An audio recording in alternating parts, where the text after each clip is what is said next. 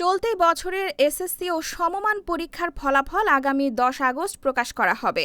আন্তঃশিক্ষা board সমন্বয় কমিটির সভাপতি এবং ঢাকা মাধ্যমিক ও উচ্চ মাধ্যমিক শিক্ষা বোর্ডের চেয়ারম্যান অধ্যাপক সৈয়দ আখতারুজ্জামান দ্য ডেইলি ক্যাম্পাসকে এ তথ্য নিশ্চিত করেছেন।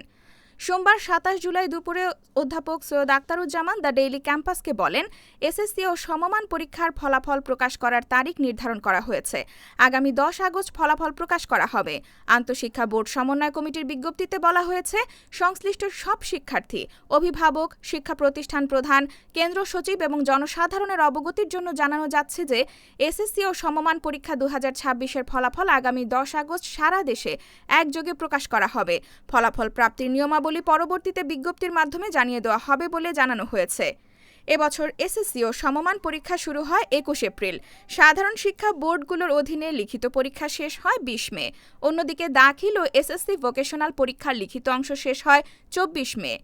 চলতি বছর এসএসসি ও সমমান পরীক্ষায় মোট ১৮,৫৭,৩৩৪ জন শিক্ষার্থী অংশ নিতে ফর্ম পূরণ করেন।